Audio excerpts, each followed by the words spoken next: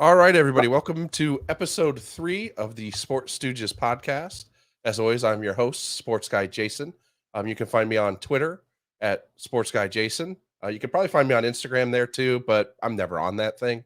I'm a self-admitted old who doesn't do like Instagram well, and I don't even try TikTok. I think I have a TikTok just to watch like 5 people's TikToks, but You do, other, can confirm.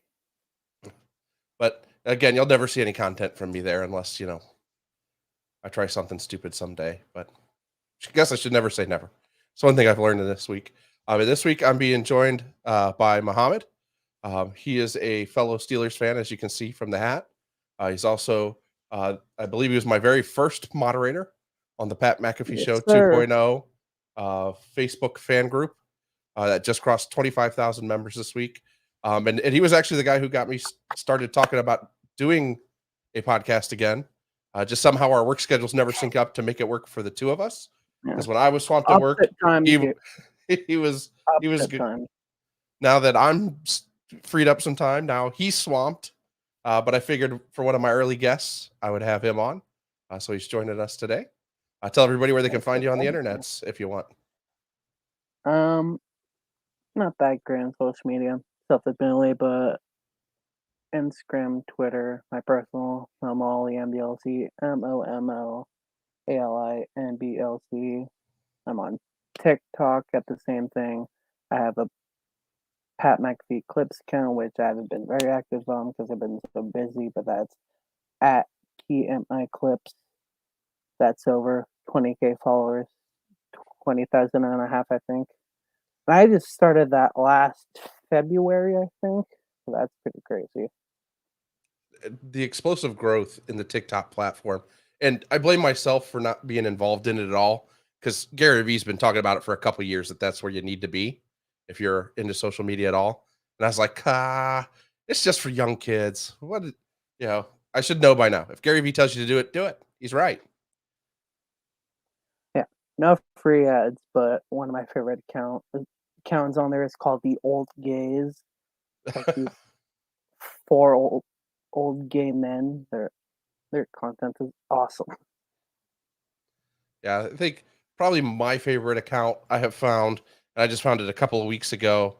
I think the dude's like my spirit animal. Is that Kobe or Kabi Lame or whatever? The guy who does the unhacking of the hacks. Yeah. I don't even know what his name is, but like I follow I follow just a few people on TikTok, and I found him, and I'm like, yeah, that's my guy. Like, yeah, all of these people doing these viral stupid things, they're dumb. You're correct. Knocking it out of the park. Over 100 million followers, and he hasn't been on there for years and years. He's only been on there for a few years. That's wild. Yeah. The legend has it he was laid off from his factory gig at the start of the pandemic, and that's when he really started posting this stuff and just obviously blew up with everybody being at home. Yeah. So cool for him. That's why I started on TikTok. I was jobless at home, had nothing to do, so I was like, I like patting the boys. Might as well share them with the world. Oh, and they give the Clips page a shout out every once in a while on the show, basically because none of them besides Met even try to do TikTok. But Mitt's good on there too. I don't know why he doesn't do it as often. Well, I think we all know those guys.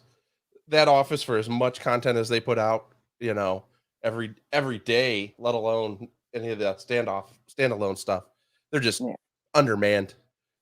So I think it's funny when they talk about Boomer being the hardest working man in sports media. It's like he's not even close to even the laziest worker in your office. Their one show alone, their daily show, at least 3 hours every day. That is a crazy amount of content, not to mention all their other stuff. Well, you figure they do that, then they do Hammer Down daily for another hour almost every day. That's Hockey Talk once a week. The Pod still once a week. And then having to edit everything down. Now, I know a lot of that's Bailey and Foxy there. I mean, that's why their on-camera personality is much less, but still, by the time... Shout out to all the work they do. They put in crazy amount of hours. Yeah, everybody in that office has earned every penny they got and some. That's for sure. You know, for a place where if you would have listened to the experts wouldn't exist because Pat would still be punting footballs according to them. And He's like, at least he and took then the high road on Wilbon this time. First time he took the direct shot at Wilbon. This time it was a little more indirect. yeah. Oh, I would just go on a whole fuck you campaign if I got quarterback money. Yeah. Oof. 120 mil guaranteed. Oof. That's big numbers. And then probably in 4 years, that'll look like small potatoes, to be honest. As sports gambling continues to drive growth in sports, and you see it in football. You've seen it this weekend, to be honest. You Oh had yeah, what, for sure. 45 million viewers pretty continuously for the Chiefs Bengals, and still what, 35 for the Rams Niners, with a peak of 60 million. Like that. So you can't even give fantasy that credit because not many people play daily fantasy during the playoffs, and particularly once you're down to championship weekend and only have 2 games. I mean, that is sports betting 100%. And it's And think about it, it's that big of a number, even though a lot of people have stopped getting basic cable and cable in general. Well, I mean, and I think that's where the NFL has been smart, right? Like, other than a couple of games in the playoffs, everything's still on over the air TV. Uh, Yeah. you know, and they've probably turned down bigger dollar numbers on the front end from cable partners to be like, yeah, we'll let you put Monday Night Football there, 1 game a week.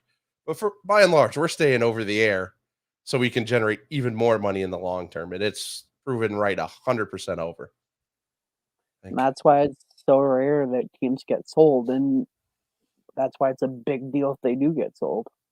that's why it's going to be. I think they're talking what, the Broncos at 4 billion this year. I'd be surprised if it's under 6. Like every time they think they know what it is, add 50% to that number. Because when the Cubs sold, was it 2013, 2014? I think they were expecting somewhere around 600, maybe 700 million tops, and it went for basically $1 billion. And then that's baseball, which is nothing compared to the NFL. They might So call them they make all their money in hats, so I don't know where the money is coming from. The NFL, they're making money everywhere. They sell everything to everyone. Like, oh, you want a blanket? We got one for you. You want a hat? Gotcha. You want a computer case? We got you. Oh, you want to actually come to a game? Oh, just make sure it's not the Super Bowl though, because for the nosebleeds we're charging 10 grand. So ain't no regular fan coming to the Super Dude, Bowl. That was outrageous when somebody posted those SeatGeek pictures of what Super Bowl tickets are going for. It's like, how do you ever expect anybody to who's actually going to care about the game to go to the game at that price?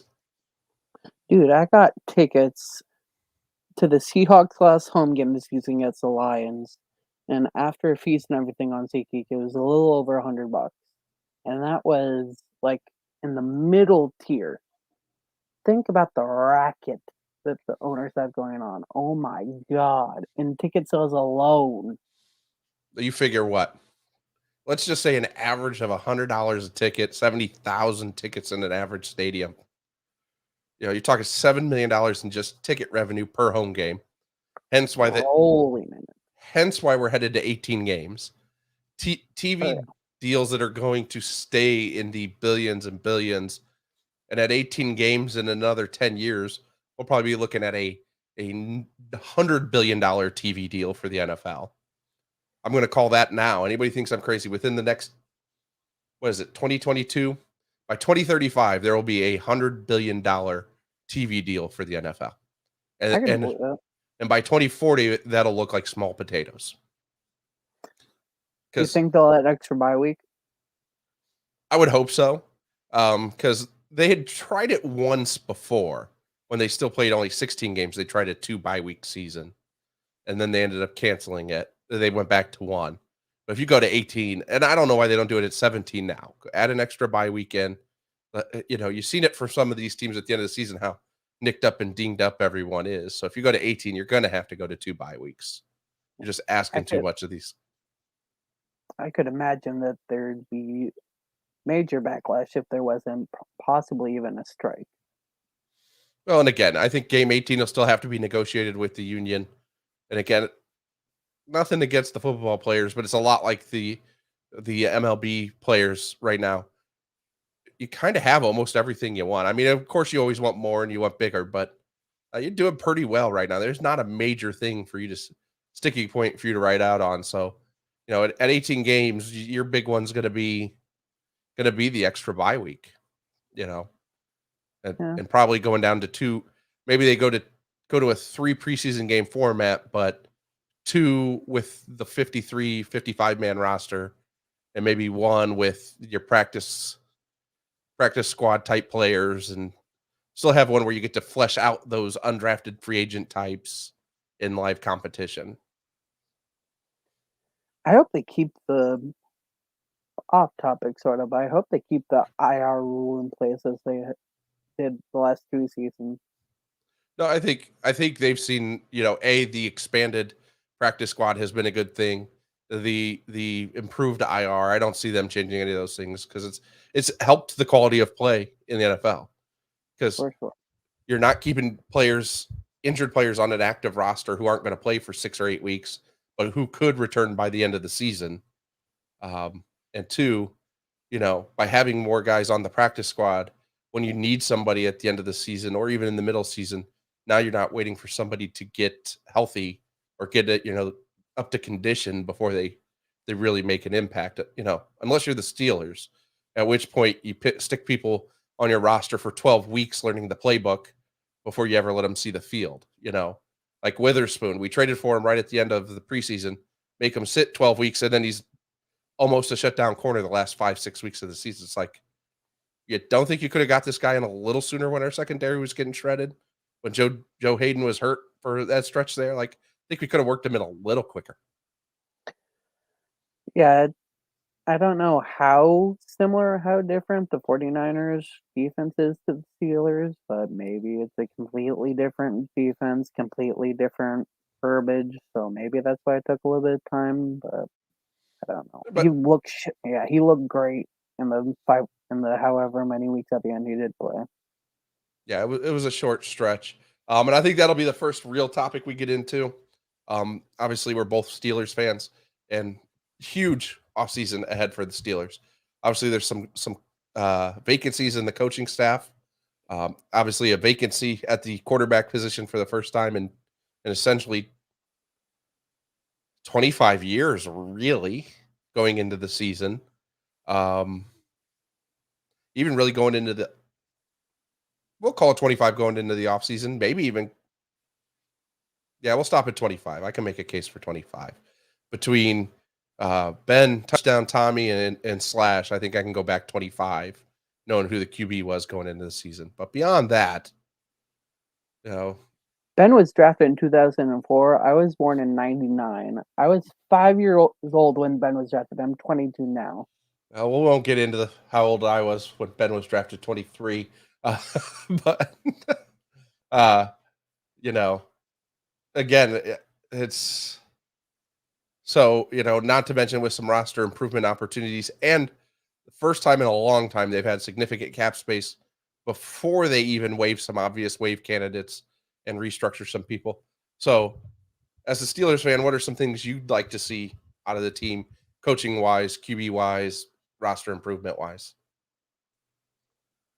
In terms of coaching, in terms of the DC, I wouldn't mind if they went in house with that because apparently Terrell Austin has been very hands on in terms of the defense, from what I've learned, and I'd like to see him get a crack at it. Or the D line coach Carl Dunbar, he's done a great job with developing the defensive line.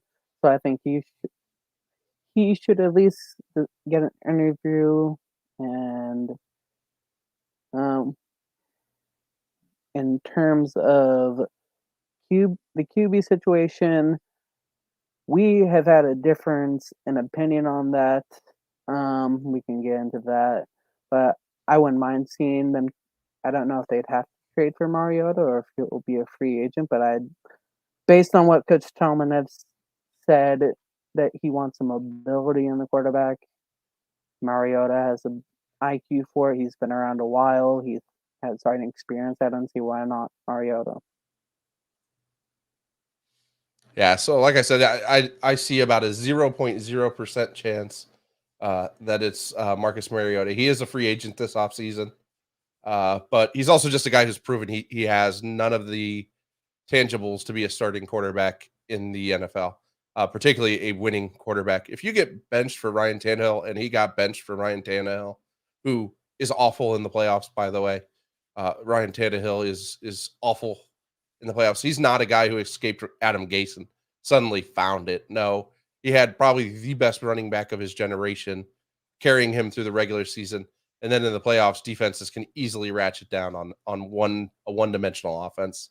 I mean, there was the one postseason where he didn't even break 100 yards in 2 games. So if you get benched for that guy, no, you're not a starting quality quarterback. If there is a QB on the younger side that's mobile that I think the Steelers might take a flyer on, and I still think it's a low probability that they do, that would be Mitch Trubisky. I think all the rave reviews out of Buffalo. I think he's one person, and I think again he's trying to write some of his narrative by saying, "Look, Matt Nagy tried to force me into offense. He knew I didn't fit, and the offense was dated." And I think everybody saw over the last couple of years that the offense was bad. That Matt Nagy was probably part of the problem. He wasn't and I think Matt Nagy hurts Eric Bieniemy's coaching chances every time people look at Bieniemy, because unfortunately they see Matt Nagy came from the same role, same coaching tree, and was just abysmal. So I think a lot of people view that as just a Andy Reid success, and that whoever's the offensive coordinator is kind of just along for the ride. And I think it's kind of why I would rather see an outside defensive coordinator hire for Pittsburgh, because it sounds like going back until probably the last couple of years of the Dick LeBeau era, Tomlin's been calling the defense, and I think Rooney has made it clear that he's probably wants to see some changes in that. And I think the only way that really changes is if they go outside. I think if Tomlin just gets to continue his habit of promoting from within, then he gets to keep control. And I think Rooney's ready to see some actual fundamental changes to how we assemble coaching staff. I think he's about to remind Tomlin that, yeah, you're important, but at the end of the day, the organization is the Rooney's organization, and we need to see some things done the Rooney way. We need to look for some of the best candidates. And up until a couple of days ago, one of your picks for replacing our awful offensive line coach seemed like a super long shot to me. Um, and I don't know. This already makes me view the new head coach of the Denver Broncos in a very poor light. Uh, if you can't find a use for the best offensive line coach in all of football, in Mike Munchak, because you'd rather have a guy who knows your offensive system, uh, I don't know what you're doing in football. Like your job is to assemble talent and work with the talent you have. So I'd like to see Mike Munchak come back to Pittsburgh if that's possible. Didn't see that as at all possible. Um, so I know you've been a fan of that. Other than that, I'd like to see us. I know the Steelers organization has been spending a lot of time with Malik Willis down at the Senior Bowl, and some of the talk of that is they see him similar to a Cordell Stewart. Other than now, you're playing in an era where a guy like Cordell Stewart would actually get real run at a quarterback position instead of being ran out there as a wide receiver, running back, punter. Hey, we'll give you a couple of small chances at quarterback, but we kind of want you to play quarterback the way we want you to play quarterback. Don't play it your way. If they're seeing Cordell Stewart like skill out of him, and again, if he can fall to the second round like Cordell Stewart did, I have no problem with that. But I think you still have to fix a lot of holes in the offensive line, and I think this is a good draft for that. And I think linebacker and secondary needs a lot of work. I think you need to have 2 new middle linebackers. I don't think they necessarily need to be starter grade, but you definitely need one that's capable of stepping in and starting, and then you need somebody who's able to step in if Devin Bush doesn't improve in his second season post ACL. And then obviously Joe Hayden's not Joe Hayden of 3 years ago or 2 years ago even. So I wouldn't mind having him back. I just don't know if you count on him to be your number one corner. I'd love to see Weatherspoon back. I know he's a free agent, but we got him for a relatively low draft pick in the offseason. And given that he looked good, but in a small window, hopefully that keeps his price tag affordable. And then at the other safety spot opposite Mika, I would love to see a fresh face there. I think that's another area where there is some opportunity for improving. Uh, not just I don't know. Again, if they bring him back, I'm okay with it. But I want to see competition. And hopefully, whoever the new D coordinator is maybe looks at that safety role differently on that side. I don't mind Minka leading the team in tackles. That was partially because we didn't have two of our top three defensive linemen. The run defense suffered, but also middle linebacker issues. But I think they were trying to play Minka more down in the box, and I think he should be back playing more center field. And the other safety role, the strong safety role, needs to be more in the box, more like a hybrid linebacker type. I would love to see Minka play sort of the role that Troy did when Troy was in Pittsburgh. I think Minka could do that hypothetically. He looks good against the run, looks good against the pass. I think he could cover the big tight ends. I think he can cover wide receivers. And I think he is a capable pass rusher too. I love to see him be able to roam around the field like Troy used to. And in terms of linebacker, I am different in opinion with a lot of Steelers fans. I don't think they should shit can Devin Bush 1 year post ACL surgery. I think he should have a shot of starting this next season at least because he looked damn good in his rookie year. And I think he was just gonna improve, and then the his ACL just gave out. Um, um, Joe Schobert, if they could restructure his deal, I'd like to see him back. If not, I think he'll be a cap casualty. Um, because he's a good tackler at this stage of his career, and that's about it, pretty much. I didn't see much from him in terms of passing game. He was very non-existent. But I think we could use him to mentor the younger defensive guys. He's been a starter in the league for a while now. So I think having another veteran presence alongside Cam Hayward would be beneficial to the team. But in terms of the coordinator, that'll be really interesting to see where they go exactly if they try for a big name. Their DB coach and for the Cowboys that they're interviewing or have interviewed. I'd like to see them try and get a big name to be the DC. Yeah. Again, that kind of fits the old mold for how they did things. So I'd like to see the Roonies kind of reinstate some of that. I was just looking at some of the free agent linebackers. A couple of names I saw that stuck out. Now they might be a little more costly. Then there's a couple of kind of buy low options. But one is Quan Alexander out of New Orleans, because we know their cap situation is going to be horrendous, so they're not going to be able to hang on to him. And the other one that I liked as maybe a buy low kind of guy is Gerard Davis out of the Jets. I think he's going to be a free agent as well, so I think he's an interesting one. I also wouldn't necessarily mind seeing a chance the middle linebacker from Georgia that's going to be in this draft. I can't think of his name right now, but Admittedly, I don't know about a lot of the guys that are in the draft other than the top name quarterbacks. But I saw a there are report. no top name quarterbacks in this draft. Well, I know the ones that are going to go at least in the first round and maybe second round. I don't know. I heard that Carson Strong out of Nevada looks good. That's it. And Nakobe Dean. That's the guy I was looking for. That dude looked really good in every game I played him. Now I don't know if he'll fall far enough for the Steelers to get a chance, but um, he's good. I saw a report that they were talking to Connor Hayward, Cam Hayward's little brother, and I've looked at some of his highlights. I saw his stats. If he falls to around the late round pick. I'd love to see them pick him up. Yeah, no, and obviously they're going to talk to him no matter what if they're at the Senior Bowl.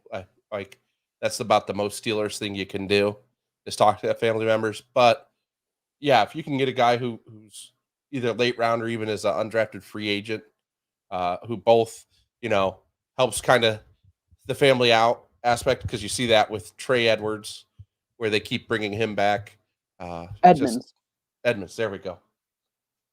They keep bringing him back because what's it hurt, right? He's a fringe guy on the roster, and that's fine because it's not like he's there just because he's Terrell's brother. But if it helps keep the brother a little extra happy and more focused, why not? And in the case of a guy like Cam Hayward, who's done so much for the city of Pittsburgh and so much for the Steelers, if you get a chance to help him out and bring his brother into the fold, you do it. He's earned it. If Cam Hayward, unrelated again, if Cam Hayward retires tomorrow, is he in the Hall of Fame? In my opinion, yes. But he's not a first ballot. So he would be a guy similar to Alan Faneca that probably takes 6-7 years to get in. Because, I mean, Hayward's probably been, good grief, fuck, -4 outside with the wind chill, and somehow these little gnats keep surviving. They're right there with cockroaches and surviving the apocalypse. But, he's been one of the most dominant 3-4 ends for a decade now. I feel like Hall of Fame voters realize that, and you see that more with the Football Hall of Fame, that counting stats mean less, and people, the voters actually pay attention to your impact on the game.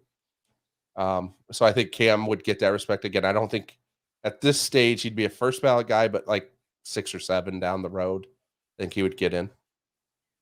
Thinking about Alan Faneca, it is an absolute travesty of justice that Hines Ward is on the Hall of Fame already. Now, Hines Ward has just been more of a victim of circumstance. And when he retired, the receivers that were already queued up to go in, and unfortunately, the Hall pretty much lets about one receiver in a year. It's one of those positions where they're not going to do an overload to get people in. But again, Hines will get in here in the next couple of years. It'll be his turn. Obviously, he wasn't the most stat dominant receiver in his generation. He wasn't the most on the field dominant guy, but he was so consistent for so long, and he did so many of the small dirty things. And again, literally changed the rules of the game because he was that dominant of a downfield blocker that they had to change the rules of the game. So that's going to get him in. I mean, he'll, 1,000 catches is still 1,000 catches, But again, you were behind guys like Reggie Wayne and T.O. and Calvin Johnson. Like, it's understandable that those guys get in first. And again, the Hall just doesn't do multiple wide receivers per year. I don't know if Hall of Fame voters take this into consideration, but they should. Is a candidate, if you can't talk about the year that they were in the league and you don't mention their name and you can't tell the story of that year without having to mention their name, I think that should be a factor in voting. Well, and I think that goes to the core of what sports Hall of Fames are, right? Are they, they're ultimately the history of the sport. And that should always be the biggest standard by which somebody gets in or doesn't get in. Can you tell the history of the sport without this person? If you can tell the history of the sport without talking about that person, then they're not a Hall of Famer. If you can't tell the history of the sport without talking about that person, then they're a Hall of Famer. So you can't tell the history of the NFL without talking about Hines Ward. First off, he's got a Super Bowl MVP. They literally changed the rules of the game because of him. Nobody else. You might as well have called it the Hines Ward rule when they created that rule, because that's who it was about. So you can't tell the history. And again, unfortunately, when you talk Hall of Fames, you see some of the double standard by the clowns that get to vote in the Baseball Hall of Fame. you can't whether you like Barry Bonds or not, whether you like what he did or not, you can't tell the history of baseball without talking about Barry Bonds, without talking about Roger Clemens. You know, and again, if you're going to have, well, I'm not voting steroid users in, then how do you vote Bud Selig in? How do you vote Big Poppy in? Big Poppy failed a steroid test. Mark McGwire and Sammy Sosa never actually failed a test. Now, safe to say they were both using, but neither failed a test. David Ortiz flat out failed a test, but because those clowns that get to vote like him, they just ignore it. Because the clowns that vote for the Baseball Hall of Fame, like um, Bud Selig as commissioner, even though he was a terrible commissioner for the sport, they let him in because they don't like Roger Clemens, because they don't like Barry Bonds, and they want to pretend to be sanctimonious stooges that keep out Mark McGwire and Sammy Sosa. But you can't tell the history of the game without those guys. That's why they should be in. And it's the same with guys like Hines Ward. It's the same with Cam Hayward when it comes his turn. You know, I haven't had an episode since the Hall voting, so gave me a good chance to get fired up because it's just a travesty. Again, if you're gonna have a rule and you're gonna pretend, then apply it equally, but don't sit there and sit on your high horse about steroid users and let half the people in and half out, and then let the clown that was in charge of it all, who ignored it all, to record profits and saving the game of baseball after the 1994 strike in with a free pass. No, I think It's the thing with Hall of Fame voters. They think they're more important than they actually are. Now that they have some bit of power. Well, and again, I think hopefully for some of these guys in baseball, the veterans committees will correct that. Problem is, you can't take out guys retroactively, but you can put in some of these guys later on. So hopefully, some of those players committees can correct that. Uh, Probably the worst veterans committee situation is the NFL. You see that where they only kind of let in one or two people on that old timers list, basically, that they have. Um, So, another thing I haven't had a chance to talk about um, is the last couple of rounds of the NFL playoffs. So, starting with the divisional round, uh, first off, that was 4 fantastic games, and I still think Leslie Frazier owes me like $400 because I was 13 seconds away from cashing my 4-team underdog parlay that was going to turn $10 into essentially $400, and then he decides to play the sideline defense coming out of a timeout when the other team still had all their timeouts. Like, I will never understand that strategy, and I'm glad he didn't get a head coaching job. That should cost him a head coaching jobs. Like, you strategize that bad in that big of a moment, it should cost you an opportunity to be a head coach because it proves you're not fit to do that job. And until Yeah. Leslie Frazier sends me that check for $400 or Venmos me it, I'm not letting up on him. He's a terrible defensive coordinator. He has no ability to lead a team to victory, and it's his fault that we didn't get to see Josh Allen in the Super Bowl this year because it should be Josh Allen, not Burrows sitting there right now. Dude, forever and always, fuck the Bungles. But I cannot wait until sports betting is legal in Washington. I'm gonna either become a millionaire or I'm gonna be flat broke. No in between.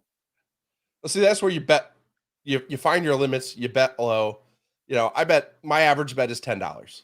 I very rarely go over it. It keeps it fun. I put $100 in my account at the beginning of the NFL season. I hit a same game parlay week 1, pulled 800 out. Have never had to put another dollar back in. So I've still written that original $100, and I think I'm sitting at about 80 right now in my account. And again, that's with having pulled 800 of it out. So it's been a good year for me in the NFL. You know, little rough at the end of the season.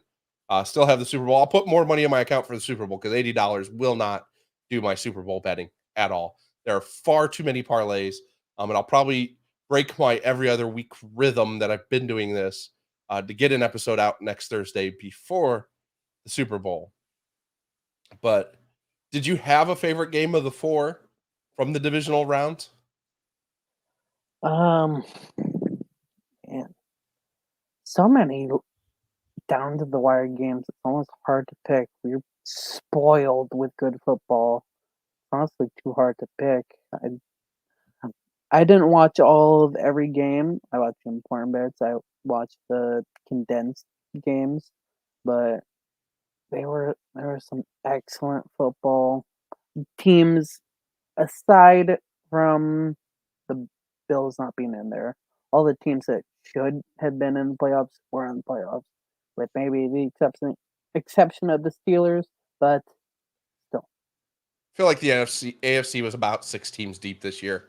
Whoever the 7th team was going to be there. I mean, don't get me wrong, the Chargers would have been a little more fun just because I think Air Bear would have kept it a little more interesting, but I still don't think they would have competed any better against the Chiefs than we did as a team. Dude, the first half of that game, I was so optimistic that they would be able to pull it out. No, I was watching with one of my friends here, and he's like, "Guys are staying in it." I'm like, "We're gonna get killed. Staying in it, gonna get killed." Got the turnover, the TJ Watt touchdown. I'm like, "We're still gonna get killed." He's like, "You're up 7-0. It's late in the first quarter." I'm like, second quarter. I'm like, "We're gonna get killed," and then boom, boom, boom. He's like, "I told you we were gonna get killed." Like the for as many people who talked in the early part of the season about how elite the Pittsburgh defense was, obviously the depressed salary cap this year really hurt our depth, and then obviously losing uh, Alua and Tuitt, basically for the whole season, early in the season, really killed our front three, and showed how important they are to that defense. And unfortunately, with everything that's going on with Tuitt, there's still no indication that he's going to come back next year. I know he was in camp after what happened with his brother, but nobody had any indication he was ready to play at that point, anyways. And then with his knee thing, I think it just kind of made it easy for everybody to say he's hurt, he's going home. But there's still, everything is that they don't know if he intends to play or not next year. So that would be a huge loss. But I think our defense was a little overrated. Like I said, the line, obviously Devin Bush took a huge step back. But again, I say give him another year to see if he bounce back, just to have a backup plan in place. But uh, you know, we have to be willing to use a third edge rusher. I don't, for everybody who's like, well, once the Steelers traded Ingram, he was so great in Kansas City. He wasn't great in Kansas City either. And I think he had 2 sacks, maybe 3 down the stretch in Kansas City. He wasn't like he was playing out of his mind. He wouldn't even make it that big of an impact. But we still have to have that third edge rusher. So that way when TJ Watt goes to the sideline, you just don't have that sense of doom that nobody's going to get any pressure.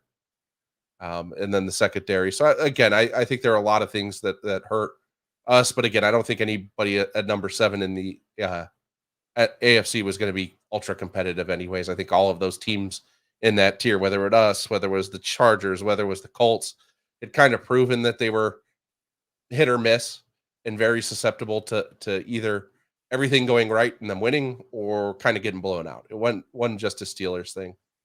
But my favorite game of the divisional round was definitely the Buccaneers and Rams. First off, because it's 27-3 and everybody's counting the Bucks out, and I'm like, dude, it's Tom Brady. Have you guys not seen this man do 28-3? Like, I get it, it's halftime. He's losing, but 3 touchdowns is nothing to this man. And then he comes back, and then Matt Stafford, who's taking crap for how bad Detroit was, just comes down and delivers 2 absolute dimes. And again, I'm there with D Butts, by the way. How do people continue to allow Cooper Kupp to get wide open? Like, hey, there's like 12 seconds left in the game. The Rams have a timeout. You know what we're going to do? We're going to put Cooper Kupp in single coverage. This can't go wrong, right? Well, no problem at all. Oh, hey, there's Cooper. Oh, we lost. So, I don't know how you don't at least double Cooper Kupp every play. Like if OBJ beats you, he beats you. If Von Jefferson beats you, he beats you. You can live with that. But Cooper Kupp is a ridiculous wide receiver. And the fact that he was able to get over the top of the Bucks' vaunted defense that literally won him a Super Bowl, not even 12 months prior, um, was just mind-boggling entertaining. And of course, Cooper I'm Kupp, biased Chad, because Cooper Kupp won me a fantasy championship this year. So Congrats. Now, well, 1-1 in my Shout 2 out fantasy Eastern- leagues. Yeah. Cooper. Cup, shout out Eastern Washington University. He's probably one of the most unassuming athletes other than Hunter Renfrow in the league. And he could have damn near fair caught those balls that he caught in that game. Well, it again, both Cooper Kupp and Hunter Renfrow, how the Patriots didn't draft either one of those guys is mind-boggling to me. Like, they're stereotypical Patriots picks, and Bill Belichick didn't draft either dude. It's like, and Cooper Kupp particularly is the one that gets me, is like, coming into his like junior year of college, he'd been doing those Manning camps for years. And Peyton Manning is literally telling anybody who will listen, this man does not drop a ball, and he runs the best routes of any wide receiver I've ever seen. And the dude, now I've got to look at exactly where Cooper Kupp got drafted, because the fact that it wasn't in the top 10 is ridiculous. I know NFL GMs love themselves 40 times, but third round pick by the Rams. So every team who didn't draft him in 2017 in the first round is stupid. Every team that didn't draft him in the second round, the fact that the Rams got him in the third round is just ridiculous. Because again, in recent memory, some GMs at wide receiver have fallen to the second or third round, like Chase Claypool, Juju, Cooper Kupp. Wild. I expect a big season from Chase Claypool this year with a fresh quarterback. I really think Ben was in love with DJ for whatever reason, and DJ, I'm never going to be a DJ fan. The man drops the ball far too often. It's far too consistent. It's all 3 seasons. He doesn't take the top off of a defense.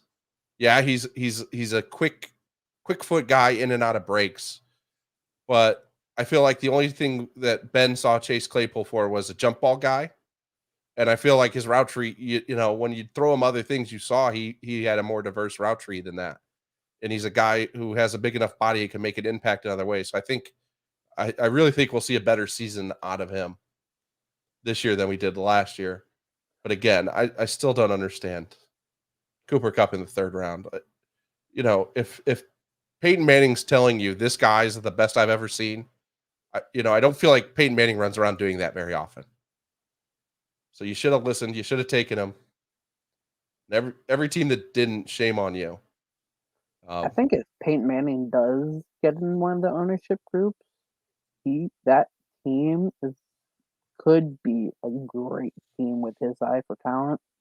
Oh, again, the man studies football like nobody ever has in the history of the sport. Period. When Mike McCarthy lies about spending a year down in the basement watching video, trying to catch up to modern football, no, you pretended to do that. Peyton Manning does that just because he's bored at home on Tuesday afternoon. Like, hey, honey, the kids are at school. What am I going to do today? Oh, you know what? I've got the last 5 years worth of football games here to watch. I'll just start studying tape for no reason. And now he gets paid to do that by ESPN, which he's great at.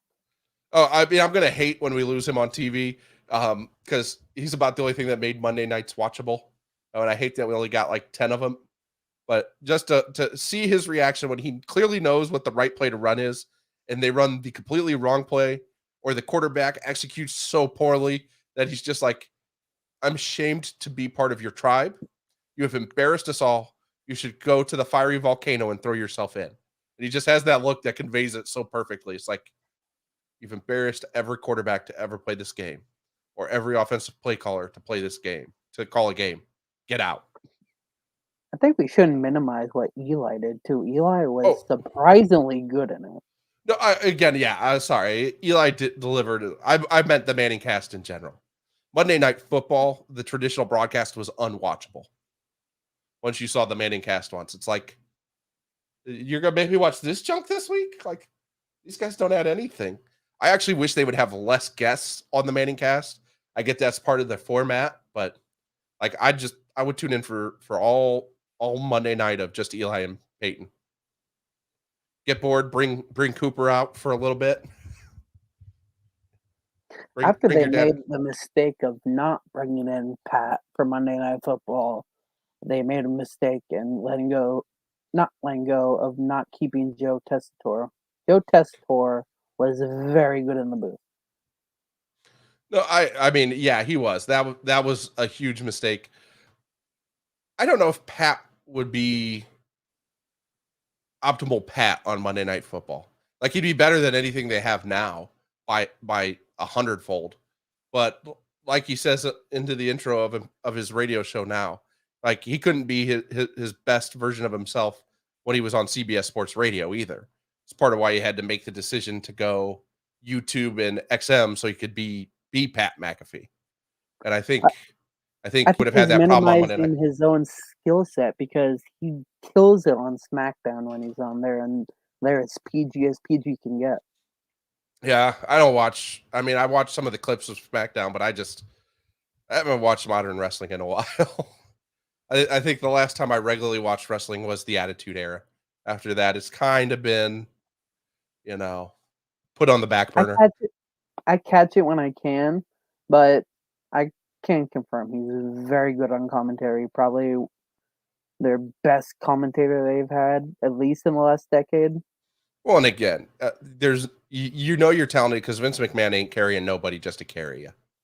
Like you and Triple H may be really good friends. And who's his broadcast partner? It's on the show all Pat, the time. Yeah, Michael expect Cole. him. And Michael Cole may be one of the best to ever do it. And they may vouch for you, but Vince ain't keeping you if you're not good at your job. Vince is always willing to cut bait and try something new if he's not happy with the performance. So when he's been there as long as he has, he's holding his own. And Yeah, you're again, not into modern wrestling, so you wouldn't know this, but allegedly Triple H might be leaving the company. where would he go? What? I mean, I guess he could just flat out retire. I'm sure he's wealthy enough. Yeah, he's been going through some health stuff. He had a heart procedure done pretty recently. Apparently, it was pretty serious.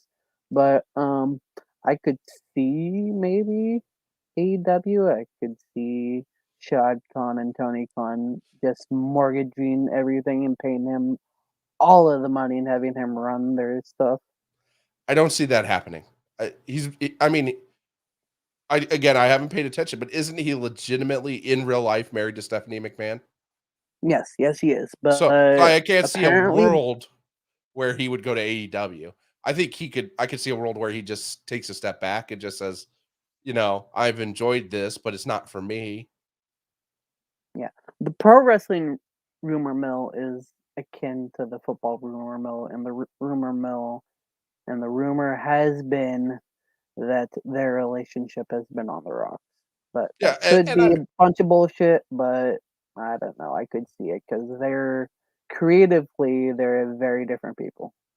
and again, in a country where about 50% of marriages fail, it wouldn't be a surprise if a high profile celebrity wedding marriage failed, and the fact that theirs has lasted as long as it has would be No, I meant Triple H and Vince's relationship, not Oh. Stephanie and Triple H's.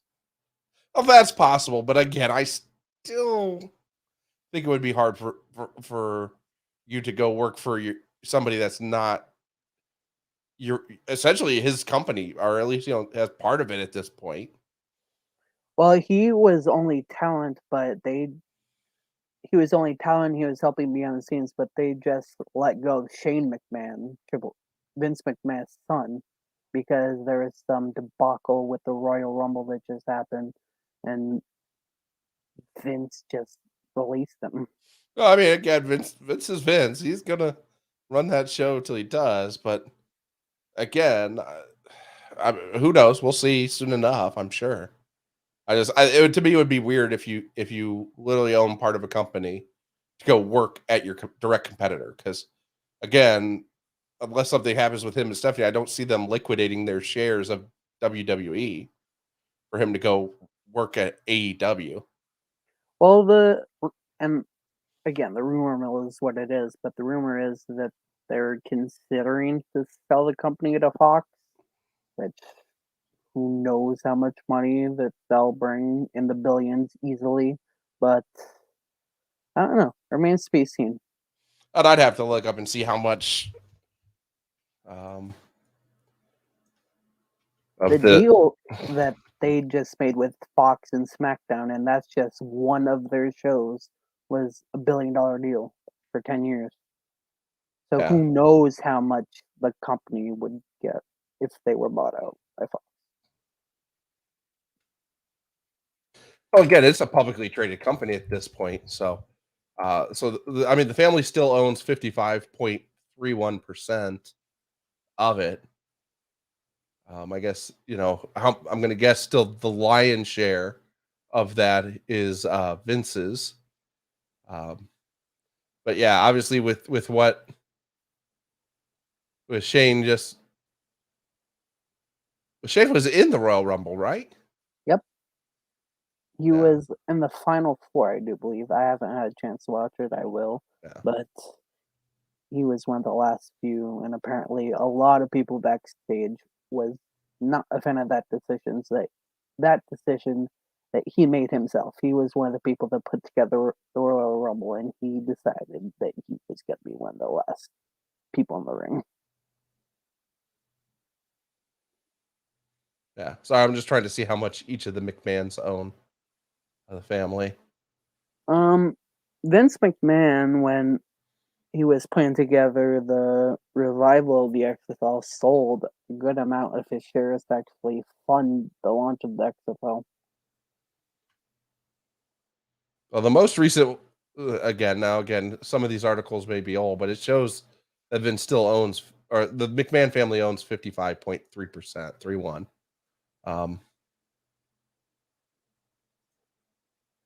Here's a tweet from April of 2021. So 38% of it is owned by Vince McMahon, roughly 3% by Stephanie McMahon, approximately 1% by Linda McMahon. So actually, they've sold some more, and then the rest are owned by either independents or venture capital companies at this point. So it does look like Shane has sold all of his stock in the WWE. But again, still 3% of the WWE is a significant amount for Stephanie and Triple H. So I think that would be a hard one to completely walk away from. So here. Let's go WWE market. Well, And they've I'm sure this is both been super lifers exciting for a watching. long time. Yeah. So it's a They've both 3 been point. lifers for a long time, so they could be both burnt out by it. You never know. No, I mean they could. Like I said, they could easily just step back and do nothing. That wouldn't be shocking at all. So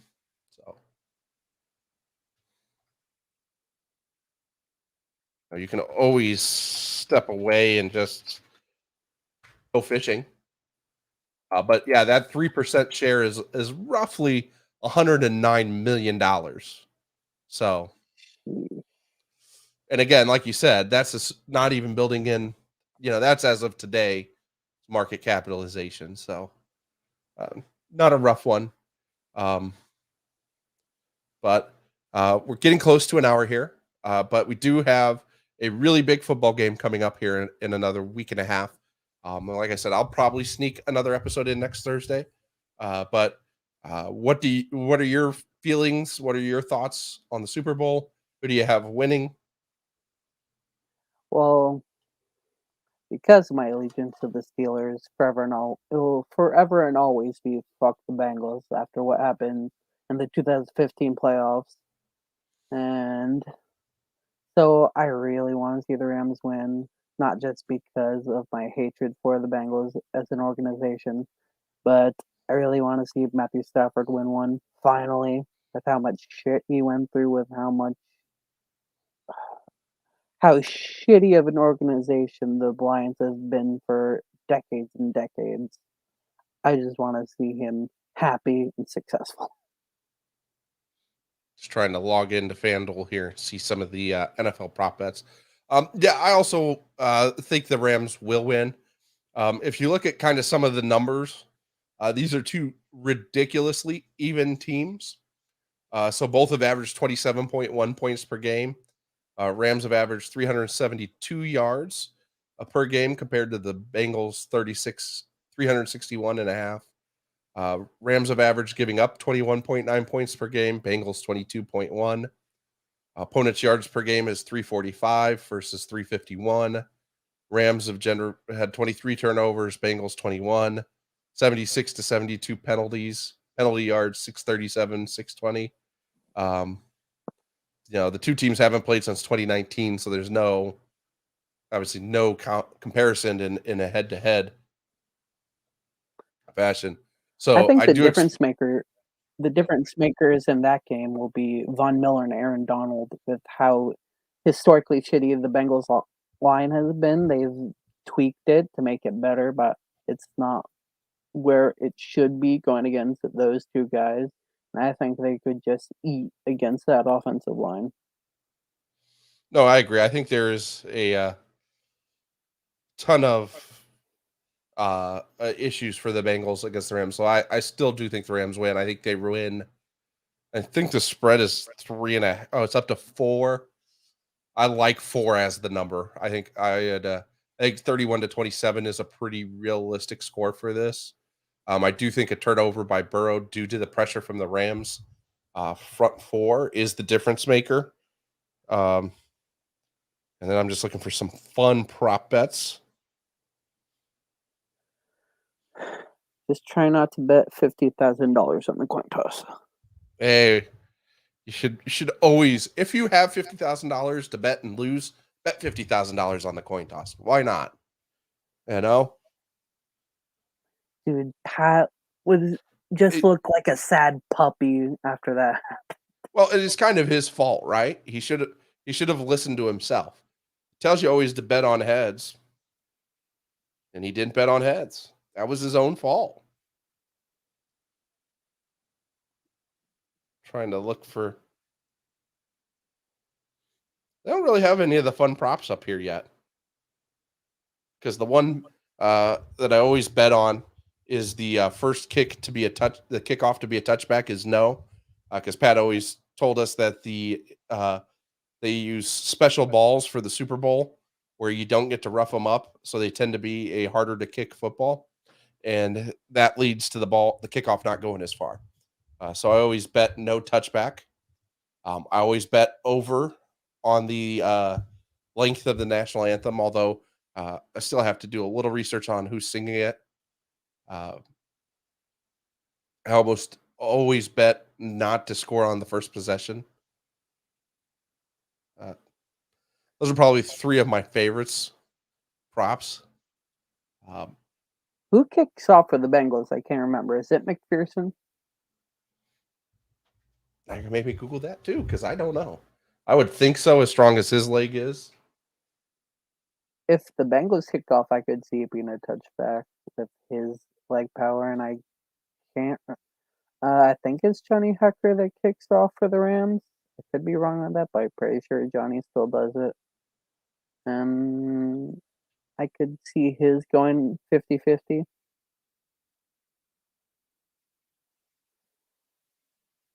I'm trusting that bad ball scenario.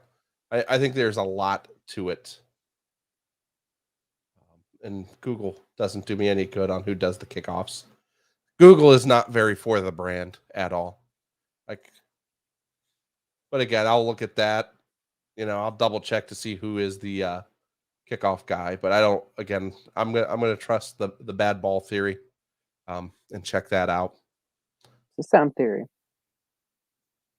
Trying to close down my Google windows over on the other monitor. It's like, because when I pull this one up, it hides the back of that one. But I think that'll wrap us out. Anything you want to shout out, or anything you would tell people before you head out?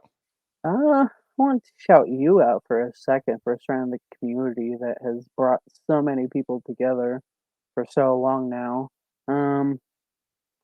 Yeah, it's a really good time, really good space, great memes. Other than that, I'm good.